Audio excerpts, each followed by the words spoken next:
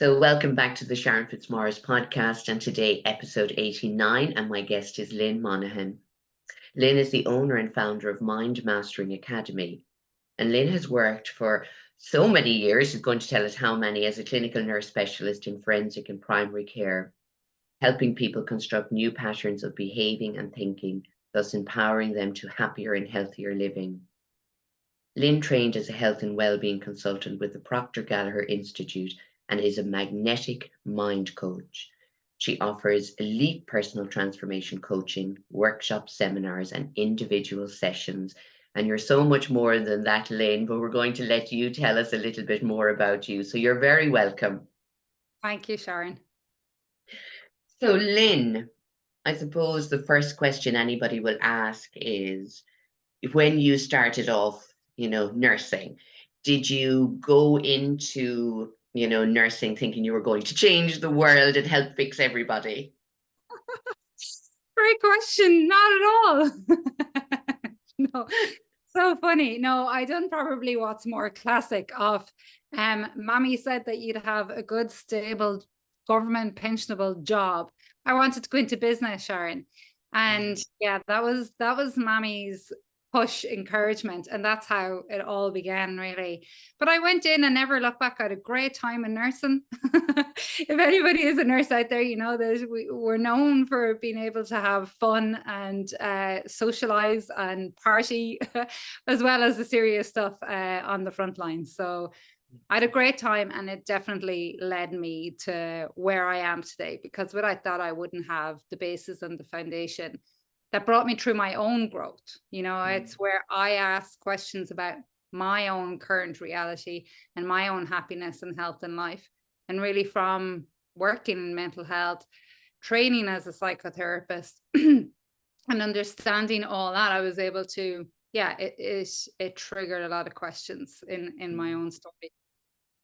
So one of the things, I know you spoke about this on a previous podcast, is that while you were working in the medical system, that you felt like there was something missing as you were helping your patients or clients, that there was something missing within the medical system. And for me, I know from working with people, that they might go through the system and they get the physical care and they might even get a bit of the mental and emotional care. But do you believe the medical model can help people that are suffering with their mental health fully? I like the way you added the end word fully.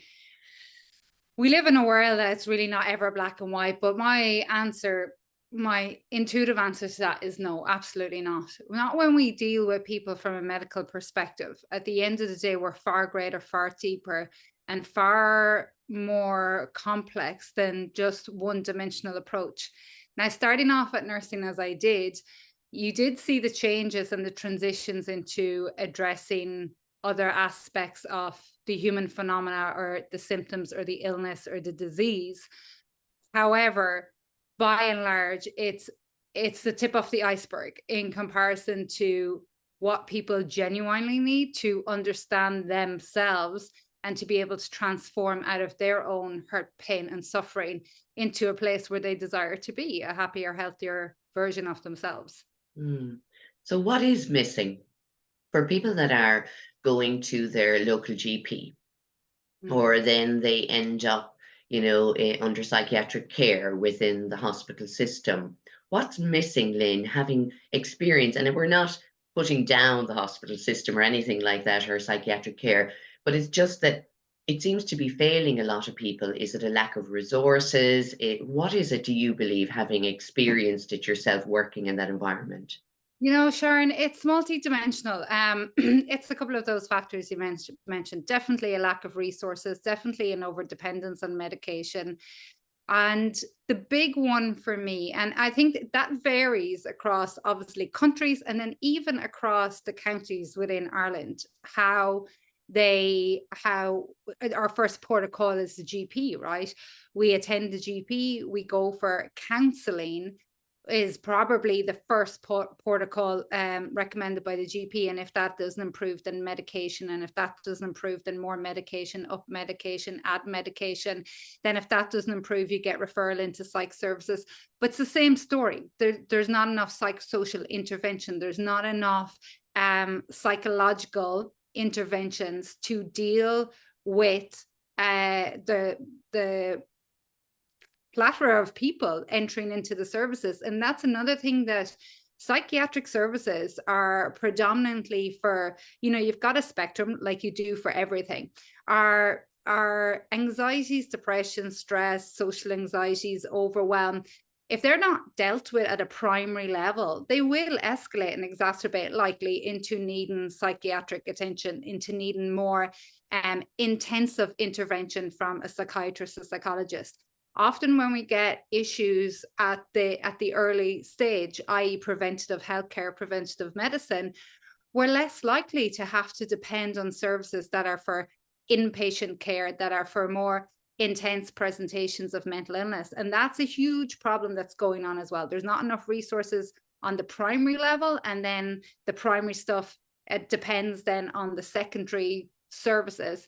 And also the big thing, and I'm coming from my personal experience here, you have all that, and you're going to have all that to some degree, Sharon, because it's mixed up in everything from socioeconomic situations and politicians, and that as well as I do, and every country is going to have its own.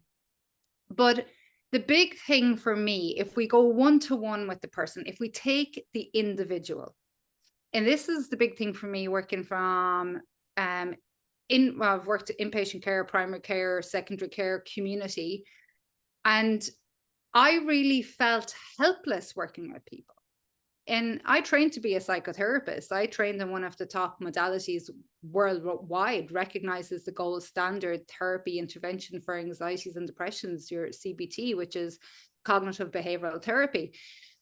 But there was still something missing. And when I stumbled upon the personal development world by accident, it was then I realized that we are far, far greater than just our mind and body, i.e. CBT, which is your cognitions, your thinking, and your body, which is your action. Predominantly, that's what they focus on, habits and actions. What I really understood was it's far more than that. It's our emotions. Our emotions are key to everything we do. However, this is so, so important. What structure are we addressing, managing, dealing, living, embracing, processing our emotions? If we are doing it from a structure of there's something wrong with me, I'm broken, I have a disease, I have an illness, I'm incapable, I'm not enough, all we'll do is continue to cycle the drain of that same story. Whereas people are far greater than that, and living from the awareness, from that perception of problem solving orientation into an orientation, actually, do you know what? You're a powerful creative being. You are a creator of your own life. And we actually have a choice. If you harness that aspect of you, which is like your intuition, your inner being, your guidance, if you harness that, then you get to create a future that can be really anything you like, as opposed to reliving the memories and perceptions of the past, because that's all we ever really do in the present moment. We're just a repetition. We use our higher faculties like imagination and memory so well. It took thousands of years for those faculties to evolve in the human, but we're actually using them to suffer. We use our imagination and memory to repeat the experiences and the emotions and the habits of the past, which present in the present reality as fear, criticism, judgment, rejection, all those habits that we engage in that just reflect the stories of the past, when in fact, you know what, we can relinquish that. We can learn to let the body let go of the fear held around that and create the end result, create what we desire, create a future without all that, from the perspective, from the orientation. It's the idea, Sharon, that we've been orientated into this life in the wrong direction.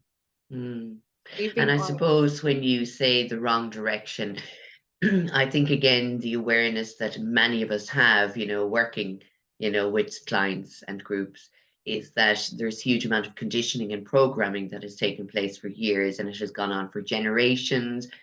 So even I worked with a group yesterday, and they're all ladies that are retired, and they spoke about it, but that's all they knew, and that's all their parents knew, and they did the best they could with the knowledge and awareness they had. So even as I was speaking to them about cellular memory, traumas held within us, they had never heard this language before. Nobody had ever spoken about it. Nobody ever asked them, how do you feel? Are you okay? Do you need anything? Nobody ever did. It was just like get on with things. And I think now that generation, and they're seeing their children grown up and seeing maybe the issues that their children have and questioning, oh God, how can I help my child now? And they're going, and I can see the blame they're putting back on themselves. And I said, it's not about feeling guilty. Never take that on, because that's another thing we do to ourselves, isn't it? So I said, it's just about your awareness now and opening up the conversation for everybody in the family if there is one person suffering. And even the fear around opening up the conversation, because most of the mothers that came back and said, but what will I say? What will I say to my grown up child if they tell me their life is a mess? They're feeling so bad. They're really anxious. They're really depressed. And the mother said, what do I say back to them? So I believe there is a fear still in society, Lynn, around anxiety and depression. As much and all as we have opened up awareness, it is still taboo to speak about how you're feeling. Would you agree? Yeah, absolutely. And sometimes I think it's so spoken about that it's lost its importance, if that makes sense. Absolutely. Like anxiety, because it's that perception, and I hold it sometimes myself still, but it's okay having that idea and that thought, but how you react and respond to it is what is actually the key. So it's okay to have the idea that if I say I'm not coping, people will think that I'm weak. Okay, well, that's just an idea. That's just a thought. A thought doesn't materialize into reality unless we put energy and action into it. Okay, unless we ponder over it. Because can you imagine if every thought that we had transformed into reality, we would be fairly busy people. So that idea, I think people get afraid of, oh, I can't think negative thoughts. So important. Yes, you can. That's just part of being human. You're actually primarily conditioned to think negative. It's like it's a protective mechanism. But going back to the fear around anxiety and depression, it's always good to look, okay, the anxiety and depression is the surface, but what is behind it? And it really is that concept. Well, if I show people this side of me, what will they think of me? Which goes down to being rejected by people pleasing other people, like this people pleasing disease. And it's like, just that idea of people understanding what is anxiety and depression, first of all, and actually the strength and the vulnerability needed to actually stand up and say, this is what I'm experiencing and that's what's going on. That is being strong. And there is absolutely no evidence of weakness in that. Trust me, I've done it. It takes so much strength and courage and vulnerability to do that. But it's for the person to know themselves individually that is the reality of it, because you'll never change the reality of societies by focusing on how other people are going to respond to it, or what should I say to other people, or what will they say. And this brings me back to this point, Sharon. It's like, if you focus on the point and the orientation that you are a creator and all that has been a story, anxiety, depression, blame, whatever it is, it's a story. And the only time that it has, and this is your favorite one, Sharon, the only time that it will have power over you is if you're focused on it. I love that. I've got shivers when you said that, because I speak about that quite a lot. And that's why I asked you, can we focus on focus? Because again, even I posted this morning, it's like the stories we tell ourselves, what we whisper to ourselves in the silent moments that we have within, that connection. Because a lot of the time people are going around, they're not even aware of what their thoughts are, what their emotions are, are they in their body? Are they, 20 years behind or 20 years ahead, and being present here. So I keep saying, just come back, and even if you focus for 2 minutes every day, 3 minutes, build it up, come back in. But I know from my own experience, Lynn, and that's why I really want to speak, because I know everybody is not where we are, and they may not have trained in all of these beautiful modalities and work with mental health and all of those things. And they may be on the bottom of the stairs as they see it, afraid to take that next step because the top of the steps or the stairs looks like it's so far away and it's so frightening because what's up there. But if they're on the bottom of the step and they haven't told anybody, and what they're focusing on is that fear, the shame, and the shame is a huge one, as we all know. It's just as you've said it, like, what will other people say about me? And but the shame we hold within ourselves when we're experiencing that anxiety and depression. And I watched a replay of Tommy Tiernan's show. I think it was on last week, and Richie Sadler was on it. And it was, and you know what? It was breath air, fresh air for me to hear a man in particular speaking about his own vulnerabilities and his own strengths and going through IVF with his wife and all of those things. And again, the speaking up about, well, this is who I am, and crying on national television. And for other men to see that was so powerful. But for women, it was to see that, to realize that male and female, we all have emotions, we all feel deeply, we all tell ourselves stories that are not true about ourselves. But what it comes down to is we are focusing on all of those negative feelings and thoughts. And if we're on that bottom step and that's all we believe about ourselves, how do we get to the next step? Just the next step. Not even realizing we are creative potential in human form, not even realizing we are powerful beyond belief, because that is out of our sphere, completely out of our mind. All we want to do is survive and get to the next place. And we've been in survival mode for so long. That next step is the most frightening step. Would you agree? Sometimes Yeah. you're just waiting for it and you're ready. Like my own experience, I would have jumped off a bloody cliff to be like, yeah, jump, catch me, give me a parachute. I'm just sick of this. I don't care if it's a step, 20 steps, if I have to run for the next 10 hours to get to where I want to just free myself. I'd just be like, just tell me to do it. So I think that can vary for people to people, but I get what you're saying. When they're at that lowest level, because I've been there. Yeah. I've broke, and I have literally physically broke and mentally and emotionally broke and landed on the floor and contemplated ending the pain, Yeah. which meant, attempting to take my life, which I know many people that I meet have been in that situation. And they still feel ashamed of even saying that out loud, even though they feel they have no support. They can't say it out loud. They might have gone through the system and still came out even more broken, as they say.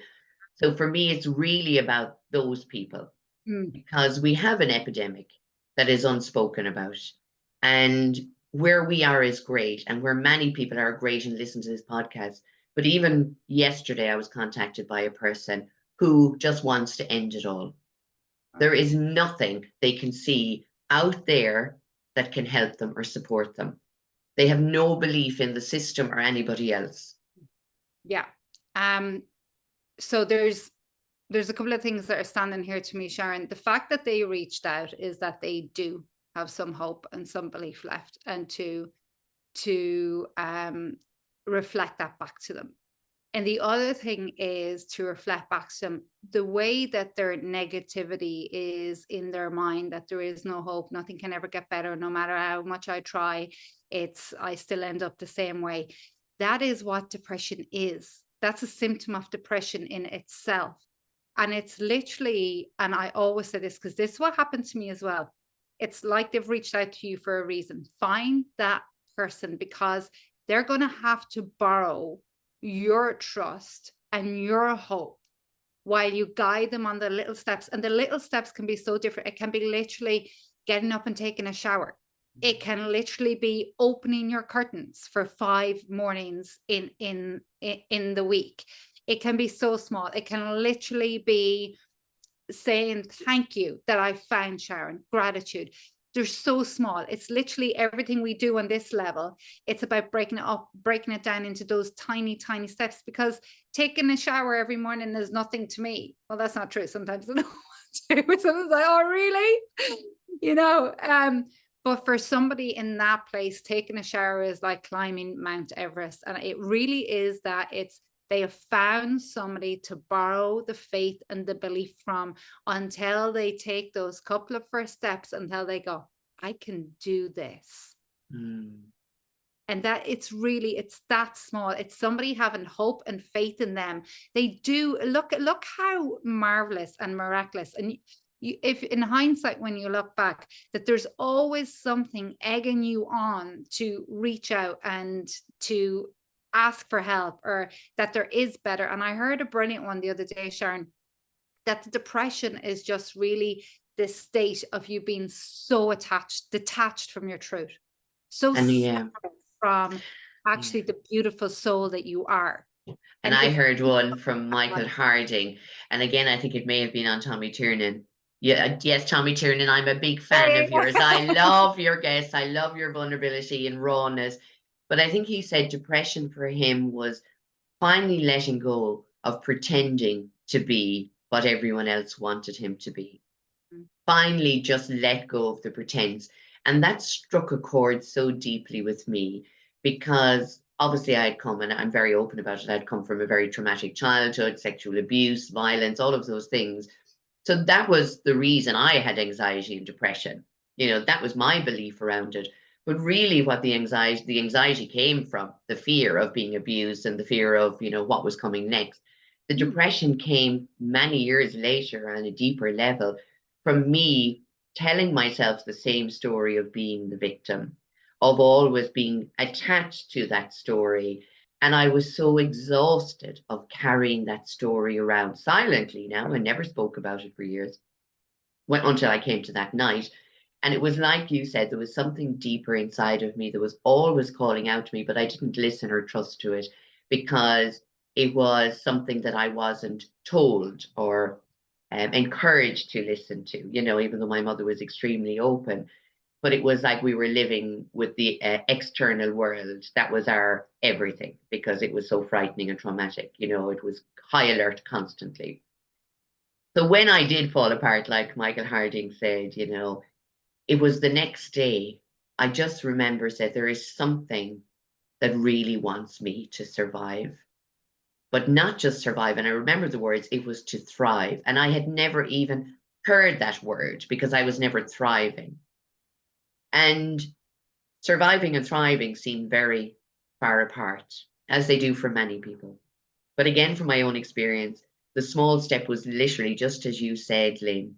It was getting out of the bed in the morning, and just getting out of the bed, then getting to the shower, making sure that I ate once a day, that I brushed my teeth, that I drank water, even if it was just one glass. They were the little steps that it took. Because again, for me, it was like inside of me was now my choice to live my life the way I was choosing, not somebody else's choices, not somebody else's decisions, because I was the adult. And I think for many people, and particularly people that, do end up in psychiatric care, they believe they have no choice. And maybe that's there when they get lost in the system. Yeah. So when I said to you this morning before we came on about retraining your focus, what would your first line of advice be to somebody that is at that very low level? And you could say to them one thing to focus on, what would it be? So straight away, Sharon, believe that you can. Brilliant. Focus on the belief that you can. That's it. Forget about all other beliefs of, I know, having to make the dinner for the family. You're having, just believe that you can in that moment. Believe that I can do this. If I don't believe that I can do it, I'm working with Sharon or I'm working with Lynn, and they're here and I know they've got me and I believe in them. That's the first thing to shift. Believe in your capacity to do it. And just focus on that. And your mind will always want to pull you back. And it's your power is just, that's where I'm going. That's where I'm going. So when I was starting this off, Sharon, I would literally, so I was like, to focus is a practice, focus is a muscle. Mm. That's the thing. I can't decide that I can't decide that I want to go and to lift a 10 kg dumbbell when I've never lifted a weight before. It's next to impossible. The muscle won't work for me at that level. It's like I go back and I start with 1 kg.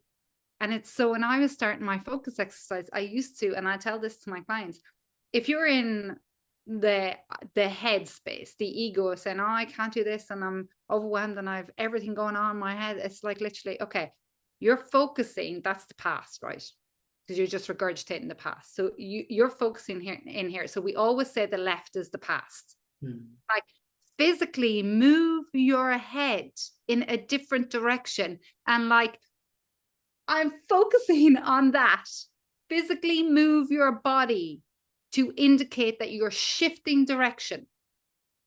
So that's what I literally do, or I do it still now, Sharon, when I want to bring my focus to presence and center.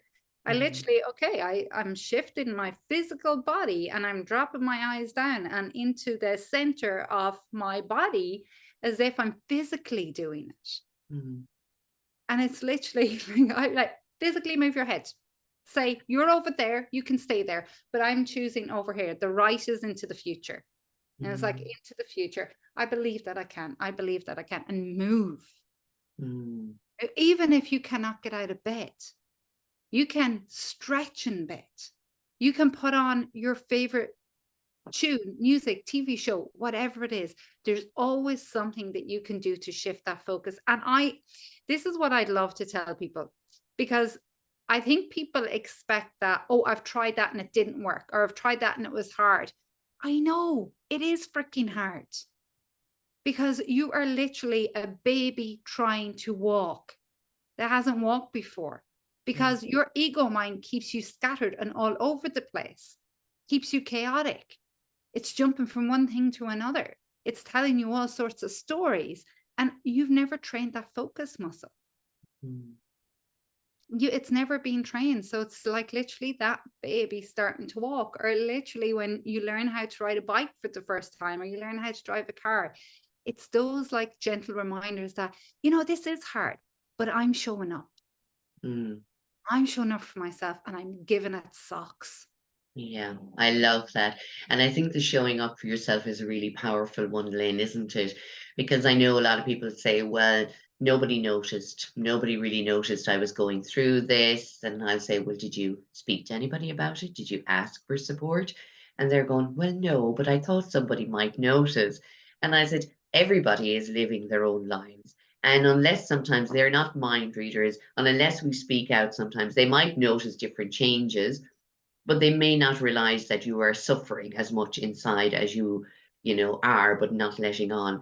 So it's able to say, and again, that's the even focusing on able to say to somebody, I'm really going through a hard time. Even if you can't find the rest of the words, but just say, you know what, I feel like I'm going through a really hard time the last while. Just focusing on being able to say that to one person, just as you said. And I always say they can't fix it for you. They're not going to make it better. But the fact that you've said it out loud sometimes can really take the weight and the burden off you carrying it around by yourself. So for me, it's saying, just as you said, I'm going to show up for myself. And how can I show up for myself today? And retraining that focus would be, as you simple steps, getting out of the bed, stretching in the bed if you can't get out of the bed, and then saying, what is the next step for me? Do you think it's a good idea to have that next step as a focus? Definitely. What happens is that we can go into our future and what we want to what's jumping to me now, Sharon, what we want to create in our future. If we're always there, we'll never figure out how to get from point A to point B. And it's just like almost a sat nav. If I'm in Galway, if I decide I want to go to Dublin, it has to bring me through the various geographical locations to get me there step by step. So 100%. And also our self-conscious, or our conscious mind, the mind that's responsible for organizing and planning and needing to know. And also it helps us to go, yes, I took that step and this step and that step, and to be able to celebrate, to be Mm, able to identify the wins, because the mind will rapidly forget. It's prime to go into the story of, oh, you don't do enough, you're X, you're Y, or Z, you're not succeeding, you're this and you're that. So document it, literally document it. And if it's on your phone, literally tiny mm, things, don't overcomplicate it. Start off really, really simple. And it's what I found a huge, huge thing for me in my own practice, Sharon, was consistency. mm, Because I was that person that said, oh, that doesn't work. Oh, that's no good. Oh, that makes no sense. Because I never committed to the mm, consistent practice. No more like if I decide I want to fly a helicopter in the morning or drive a car, if I don't do my consistent practice commitment to doing my lessons, I'm not going to become proficient driver. Like you're not going to become a proficient focuser or creator of your own life mm, unless there's the consistent committed practice. And to remember that even the people that you're looking at that are, say, that have done it before you or gone before you, and I've gotten this from all the people that I get coached by, tremendous coaches all around the world, like your Bob Proctor and your Chris Duncan, and all the coach I continue to get coached with, who have, I'm looking up to them, they're where I want to go. They still have to do all the practice. It just becomes habitual lifestyle. You continue until it's habituated, because at the end of the day, we're only creatures of habit. Everything we do, 96, 98% of everything we do is habituated. They're no different. They have their crap days. They have their self-doubt. They have, and this astonished me really, because I think we look up to people and say, oh, they have it all, they're so perfect, they never have to worry, they don't this, they don't that. They equally get the negative thoughts as anybody anywhere down. It's what they do with them that's different. mm, mm. Absolutely. And I think that's really important to say out loud a lot of times to people, that you look at us, and I always say it on the podcast, you look at us and think, oh, you've got it all sorted out, it's okay for you. And again, it is work, and it is consistency. And that's a hugely important word. It's consistent. It's like, as you said, training for a marathon, you have to be consistent in your training to finally get to do the 26K or whatever it is. You have to keep going and practicing. And anytime we start retraining our focus or changing our focus, just as you said, your mind will try and distract you and sabotage you because this is something new. You've not done this before. Can't we go back to the old way? And people fall back into the old habits and patterns and ways of thinking. So I love the fact that you said documenting it. And the other really important thing is celebrating your achievements in that day. So for me, it always would be get up in the morning and what are you grateful for? It might be the sleep, it might be the bed, it might be the bright morning, whatever it is. But last thing at night as well, going to bed, instead of dwelling on the worst things that happened that day, focus the mind on, I'm so grateful that I took that next step. I reached out to Lynn. She gave me a little exercise to do today, and I got through it, most of it, but I did it. And that they're celebrating those little things. Or maybe it is just stretching in the bed or eating their breakfast. Maybe that's as far as they got today. But to celebrate that and be grateful to themselves for now changing the focus of their awareness. Because for me, Lynn, it comes down to being aware of where we are responsible for changing our lives. Mm. It's And one of the things, and I know people kind of sometimes bite back when I say this. mm, Well, they say, I'm not responsible for the way things happened in my life. And I can't, this happened to me and it all happened to me. And I said, no, you're not responsible in childhood of the things that happened to you. But from you, when you could start making decisions and you were independent in your own life as much as possible, you created those choices and decisions by the steps that you took or the way that you believed or felt about yourself. So now it is our responsibility. And I still hear people going, I'm not responsible for everything in my life. And I'm going, well, you kind of are. mm. Would you agree? Karen, what stands out there for me, it's so funny you said that, because I was like, we need to own our own shit. Mm, Adults, we need to own our own shit. And then the next thing that jumps out is, okay, right. If you're not responsible and you want to continue to play that tune, how well is it serving you? How far is it getting you? Are you prepared to be in this same story and same turmoil 5 years from now? What about okay, just saying, now as an adult with a conscious mind, you have a choice and you have got the capacity to retrain your mind and body into a new way. That it's the ownership. Nobody is responsible for anybody else as an adult. We're children, and yes, things that happened and some very, very awful traumatic stuff happened to people. Absolutely. But if the story continued about how I've been hurt and what people have been done for me, and I know this from my own experience, then you're just giving your power still to the people that have hurt you. Yes. And I'm like, then now you're just a hypocrite, because you're giving out to them for hurting you and you're still allowing them to hurt you by repeating the same stories over and over again and continuing to give away your power to them. So it's like, okay, well, that's fair enough. That is an option. That story can continue. And that roller coaster of who's responsible, who's not, she done this, she said this. Now, I don't want to undermine the hurt, pain, and trauma that's been caused to people, because that requires to go to a place to be able to let go and process everything, because that's stuck in the body. That's stuck in the body. And it's only natural then for people to, they get re-triggered by small things and don't even know. So I completely want to just acknowledge that energy and that state and that emotional trauma and turmoil is just there, and it's like addicted to that. It's emotionally addicted, and it wants you to create more of the same thing. That's what happens. It's like your body's so used to these hormones of stress that if you go to cut them off, if you go to stop them and change them, you're just going to be put back, because it's what it's used to. It's familiar. And the part of the brain that controls everything we do likes familiar, because it says, well, although that was crappy, you survived it. So we just know that you're safe.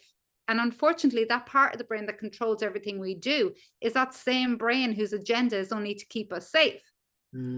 But we have another part of the brain called the conscious brain. And with the conscious brain, the higher faculties, we have choice. We do have choice. And all the, they hurt me, etc., that needs to be processed in trauma work, in inner child therapy work. And there's no undermining or dismissing that at all, but give yourself the honor. And it's like, own it. You're like, I'm taking back my power. And it's funny you said those two words, the awareness and the responsibility, because just before you were saying them, Sharon, that ownership came up to me. The awareness to, I find this really, really good for people starting off. When those thoughts are circling your mind, when those emotions are sky high and you just feel overwhelmed and you're not coping, just pause for a second and ask, when you say, I am this, I am that, who is the I am observing the thoughts and the feelings? And that's just a little insight into that there's something far greater than you. You're just the observer. Who is that observer? And Eckhart Tolle speaks about that a lot, actually. I just find that phenomenal. Step back, look behind the curtain, look behind the shit show that's going on, because there's something far more marvelous behind it. Yeah, so powerful. Yes, Lynn. And that's one of the things, without even realizing I was doing it, when I, decided to take that little step and I started practicing mindfulness without realizing I was practicing mindfulness. And it was just trying to be present in a body that I was trying to detach from for so long. And it was through each of those steps that I realized I needed to connect with this body and give it some love and attention. For years, I didn't like it because of what had happened to it. So there was all of those stories going on. So I absolutely understand people that are listening and maybe haven't yet sought support or help to move through that trauma. But for me, it is moving through it. And sometimes we get stuck like in a swamp and we're getting, pulled in by it constantly. And we're always trying to swim and struggle through it instead of just reaching out our hand and asking somebody to come and pull us out or help pull us out of this. So it's being able to let go of that shame and saying it out loud and saying, I am more than this. But during the mindfulness practice, when I started, which is really powerful, I love that you said that the observer, I used to watch myself interact with myself, if that makes sense. I used to look at how I would speak to myself in those really bad and dark times. And I would watch how cruel I could be to myself because there was nobody else at the time. It was how cruel I was being to myself. And then there was the awareness and the realization you're continuing to do what your abuser did for years, and your abuser is not here any longer. And that was huge for me. So of course, that's what, and I was fascinated how my mind had developed this programming and conditioning and patterns that were keeping me stuck. So of course, that's why I went on to study everything I could and get the support I needed. But also my body, and you said that our body is holding so much. My body needed so much love and attention. And sometimes I was unable to give it that love and attention. So I went and got support and realized that I needed so much energy work. I needed to talk about it. I needed to meditate. I needed to be mindful. I needed to journal. I needed to read other people's, stories of survival and thriving and how they got there and saying, God, I'm going to try that, and I'm going to give that a go. Because at that stage I was choosing me, Lynn. And I think to get to that place, and everybody that listens to this podcast knows exactly my story. I said I wrote the book on it, but I was where lots of people were. And so I constantly remind people, not easy. It is not easy to come out of it, but it's just taking that next little step. And for me, it is about where our focus lies, even when we're lost completely in the dark, focusing on the smallest tiny bit of light. So that's why for me, retraining your focus is huge in any healing or recovery journey. It's huge. Yeah. What a powerful realization to have, self-realization, Sharon. That just gave me the shivers. Mm. Yeah. And it's going back to that idea of reaching out and asking for help. You are designed not to trigger that stuff because your body and mind remembers it as painful. So it does everything in its damnedest for you to create a reality. It's actually protecting you. We have these personalities of us, like the people pleaser or the overthinker or the procrastinator or the critic or all these things that we do. But that is simply a way of our system trying to stop us from triggering that. So it's next to impossible to do it by yourself. Like, if you ever have any doubt about weakness and vulnerability and reaching out, it's like, I always laugh. It's like the therapist needs a therapist. Like, no way could I ask for help. Like, absolutely no way. But it kept me trapped in the cycles of, I wasn't even aware how trapped I was because, number one, growing up the way that we grew up, I came from a large family. So there was no room for everybody to be heard. There was no place for emotions to be expressed. So everything was suppressed. And it was like, okay, you get on with it and pull up your socks and stop moaning and whining, and you just weren't heard. So then you learn as an adult not to express because nobody's going to listen. And that when you expressed when you were younger, it was met with rejection, which is painful to the human psychic.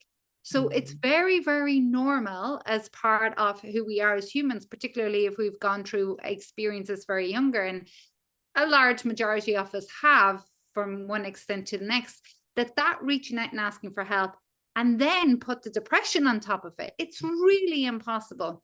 And I was like, there's a therapist doesn't ask for help. And it was complete by default. I ended up going into my own. I was always secretly doing it.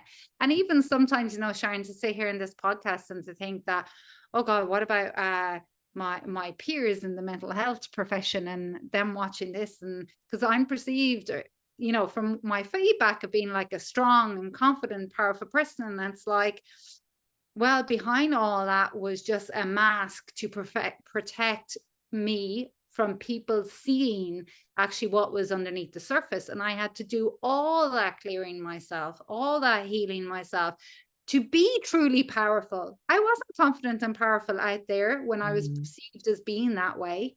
Now there's no mask. Now there's no fight. Now there's no excess force it's naturally there. And that's what I wanted to add to the point that you made there. Yes, it's freaking hard, but it's so freaking worth it. Because I go through the last couple of years of my development, and I still expect more, right? Because there's just so much greatness inside us all. But I would go through all that again, and even some days it's still tough. Some days when we want to grow and we're going to the next step, it's a process each time, right? So we have to be willing to feel the shit, that word, feel the emotions, to sort them out, to see like what wisdom is here for us and how can I leverage that to go forward. That is literally how you know you're growing. Like it's the same as the gym. If you're not like putting on that extra half a K at your run, or if you're not lifting that extra weight or putting on the extra strenuousness to your workout, and you don't get the little achy sorry muscles, there's no growth. You're staying stagnant. And it's the same psychologically, that when we're feeling the discomfort, that's how we know we're actually changing and shifting. And the real key is, how do I actually harness and work with my emotional states that get triggered when I want to advance forward, and how can I leverage them to actually use them as stepping stones to look over the wall, to bounce over and go over to what's mine. Yeah, powerful. And I love that you said, through your journey and as a therapist, and that's so real, because I'm always very real with people, sometimes too real, but that's the only way I can be. It's that we all need support and we all have mental health. Everybody has mental health. It doesn't matter who you are. That is part of who you are. And mental health can be here, or it can be way off, staggered over outside the universe for people, depending on where they are. But everybody needs support. And I think the people that say they don't need support are the ones still pretending and wearing the mask. And that's not, putting anybody down, but everybody needs support. And especially if you are working with other people and supporting other people, whether that's in retail or as a nurse or a doctor or a carer or wherever it is, on the trains, on the buses, you're working with people and dealing with people every day. It has an impact on you. So just as you've said, you might be having your own bad day. You get up in the morning, you're dealing with stuff that maybe you haven't dealt with.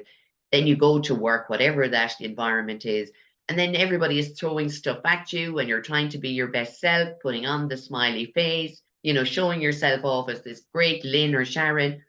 And then you fall apart when you come home because you're exhausted, because you've given nothing to yourself. You haven't listened to what you need in that day.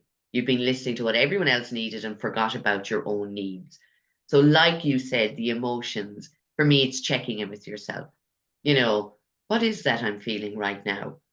Where am I holding it in the body? Oh, I just make a mental note of that, because I felt that a few times this week. Wonder what that's about. Is it happening around certain people or situations? Start connecting with it, and then sit with it and just listen to it. What does it need from you right now? And I think when we start listening to ourselves, and not, just listening to the negative thoughts and thinking they're the worst, but just as you said, I think we learn from what we deem as the negativity. I think we have huge lessons to learn from them, Lynn. Would you agree? For sure. There's no such thing as negativity, right? It's either, what's the famous saying? Nothing's neither good or bad, but thinking makes it so. So I have a negative experience, and it's literally, what's the wisdom here for me? And I thank it. Thank you for being here. What is it that you're showing up?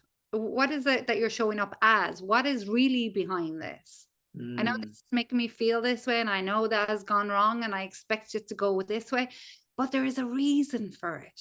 Nothing happens without a reason. It may seem, because we're so automated, we're running an autopilot the whole time, but it's literally welcome it in. Thank you. Come here. Embrace it. Like literally come here. And when the higher the intensity of it is, I really have to exaggerate myself in those moments. Oh, come here. Come here and tell me what it is you have for me, or either piss off, but come here and tell me what it is. There's something here, and I need to learn from it, and I want to learn from it, because my focus is to better myself. And I know the only way that I can be present for anybody else in my life, whether my clients, my kids, my husband, anybody, is by doing exactly that, is by lifting me up first, is by filling me up, is by caring for me, because the rest just becomes a byproduct of it, right? It's just byproduct of it. We all want to please people. That's coming from the identity of not being enough, needing to be validated by other people. And it's freaking exhausting. It's so exhausting. It's literally, yeah, it's welcoming. And as I said, if you have to exaggerate that, and we do have to exaggerate it when the emotion's high. And this goes back to the first question you asked, Sharon, when people are just starting off, it's like, where's your focus? Physically move your body. Or where's your focus? If you can't sit with your body in silence, do like go out for a walk and notice, okay, I'm gonna choose to identify 5 different flowers on my walk. And I'm going to stop. Like, I'll never forget the time that I was out for a walk. It was actually a run. And I spotted a flower as I was passing by, and I stopped, and I was like, it's so beautiful. I was like, and that's nature. And that I'm nature. So if that's beautiful, the beauty in me and my connection to that. And that's literally the awareness of going forward and forward from that place of faking loving the flower, faking going, okay, this is a flower. What am I meant to be looking at? Oh yeah, it's beautiful. It's pink. So what, right? And that's where it actually starts. And then it's a rolling, it's progression, because you're the system that's going to tell you, don't be so silly. What are you talking to flowers for? They're not going to help you, of course, because your system wants you to stay the same. It's a protective default mechanism. Oh my God, I love the fact that you said fake and liking the flower, because often you see people, and I might be very engrossed in nature. I just go and say good morning to a tree every morning. And that's what I do. I'm very connected and grounded. And I say that, my next book is going to be called Good Morning Tree. And they all start laughing and think it's so funny. But it's not just a connection to nature, it's the connection to myself in that moment. Me observing myself, witnessing nature in all its beauty, whether the leaves are all gone or it's lashing rain on top of it, and watching how the tree is just itself. Whether I'm looking at it or not, if the wind is howling a gale, the tree is always just going to be itself, and proud to be itself, and grounded and rooted in itself. So I get so much from nature. And to me, it's every day, it's really bringing myself back to me and where I am right now. Because we can sometimes let the mind run away with everything we have to do, those plans and thinking of other people. So a lot of times during the day, I go out and I connect with my tree. But every morning in particular, so my focus would be at the start of the day is to connect in with myself. But I do that through the tree. So nobody sees me. And even if they did, it wouldn't matter because I'll still talk to the tree. But I have often seen people around me, when I bringing them on retreats and stuff, and I say, just connect in with that tree. It has such wisdom. And I see people looking at me going, are you expecting it to talk to me or something? And I just think it's so funny. And I said, well, what do you feel? What are those thoughts when you're stopping and allowing yourself to do something that's out of the ordinary? Just as you said, Lynn, it's like, we're not used to doing that. And for me, that's what it is so powerful. It's the things that we're not used to, we're afraid of. But instead, we're still living in the fear of the things that we've done all our lives, and they're still causing us anxiety, depression, and a lot of hurt and pain. So it can't get any worse. So it can't. Yeah, so you might as well try another way, right?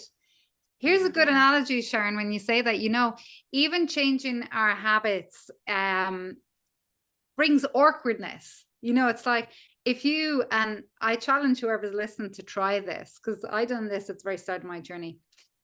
Brush your teeth with your other hand for 21 days. But that's it. Every time you go to change, say, okay, you're self-critical, or your inner voice, or judging or blaming, okay? Because they're all defense mechanisms just hiding the truth, right? And it's like, it is going to feel awkward. It is going to feel icky. It is going to feel disjointed. It is going to feel, that awkwardness, but that's completely normal part of the process. And I think even acknowledging that this is normal. This is the process. And I'm here for it. I'm showing up for myself eventually. Yeah. Oh, I think that's brilliant. And I love doing something with the hand that you don't usually use. I would ask people to write, with the other hand. And again, you see them fighting with themselves, and it's like that internal conflict and battle, this is too awkward, just as you said. But if we're going to stay stuck in the fear and the pain, it can't be as bad. It can't be as bad as it already is for you if you're there stuck in the fear and the pain. And I love that you said it is awkward and it is messy, but it does get better. So if you had to leave maybe 3 tips for our listeners today on focus, what would it be, Lynn? 3 tips on focus. Start off small. Use something outside of you if going inside is too challenging. So say, for example, light a candle and set your timer for 5 minutes and watch the flame. And of course, always gently bring it back like you would a baby who is missing its step trying to walk. It's like, we don't say, oh geez, what'd you do that for? You just missed your step. It's that gentle. So that practice externally in yourself first, whether it's nature, going out for a walk.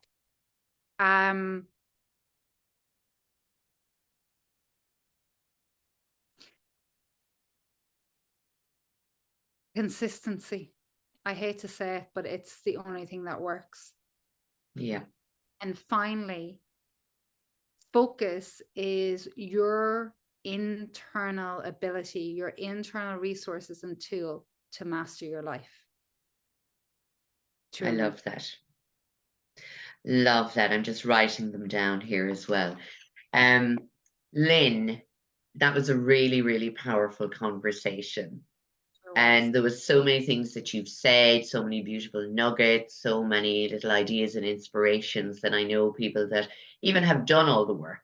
I don't care how far you've gone on your work, because just as you said, Lynn, we're constantly developing ourselves. We are constantly learning and growing and shifting and moving. And again, even what we believe right now, who's to say that's right? Who's to say that's right and that's a good belief to have or a good pattern to have? Maybe there's something better for you. And I always say we have a huge amount of potential that we need to awaken within our minds and bodies and souls that we haven't even touched the surface of it yet. So what you're saying is that focus, but it always starts from something small, and it starts with something, that connection within ourselves. And I love that you've come on the journey from within an institution and could see, because that's what it is. We can be institutionalized by school, by, companies, everything else, but from within an institution, and to see that it's not treating the whole person, for whatever reasons, lack of resources, all the other things that we know about, but that you went then out of your own search for more meaning and how to help yourself and then help other people, and have now grown into this amazing coach, helping people to help themselves, become that powerful creator in their own lives. So I applaud you, Lynn Monaghan. Oh, thank you so much, Sharon. That was beautiful. Thank you. And I Yeah. really enjoyed it. And you're an inspiration to me. So Oh, yeah. thank you very much. I always think that's very funny when people say that to me, because I'm just being me, you know. And for me, that's why I always say I have kept very humble and grounded in everything, because I'm just me. So I always think it's very funny if people say, "Oh God," somebody said to me the other day that on my own online community, she said, "You have been my teacher in setting up circles and how to connect with people." Because she came to one of my first circles 18 years ago. And I just thought, what I felt very grateful for is that she said it out loud, because often we admire people from afar and we never tell them. We never congratulate people on their achievements, even if they're only the small things. And that's what to me is really important, to celebrate ourselves, not, oh, I'm fabulous, but that I did this today. I created this, and that you acknowledge everybody else's creation as well. So I think even if you come down to the levels of your family, your children, your relationships, telling them you appreciate them, telling them they're amazing, even if it's they just made you a lovely cup of tea. Totally. Yeah. Absolutely. And I I love think it that. is to, yeah. And I think it's for us to appreciate ourselves. And I think you do, because when you're sharing this story, even when you said, being real and what will my peers think about me, getting therapy, because I'd say, well, I hope they're listening and they all get therapy to support themselves. I hope every one of them. I've had many people in the medical field come to me and they're like, I was afraid anyone would see me, so I came out to you in the country, Yeah. and I said, well, that's exactly where we're going to start. That's exactly where we're going to start. The fear about somebody knowing that you need support. Mm. Yeah. So Lynn, again, thank you so much. Lynn can be found on her website, www.lynnmonaghan.com. You're also on Instagram, Lynn M. Monaghan, the New Age Psych Nurse, and Facebook, Lynn Monaghan. I'll put all the links up in the show notes, Lynn, and you're also on LinkedIn. And as I said, you do offer personal transformational coaching to individuals. So if there's anyone listening that really loved what Lynn was saying and you can resonate with and you're connected to her energy and what she's saying, please go on and connect to her. Follow her on social media. Watch what she's putting up every other day. Maybe you're not ready to take that next step yet, but we've planted a little seed for you, and that might help you if you just learn to focus on what it is you need right now to help you get to the next step. Lynn Monaghan, thank you so much again. What a pleasure, Sharon. Thank you. Fabulous. Thank you, everyone, for listening, and I look forward to connecting to you all again soon. Take care.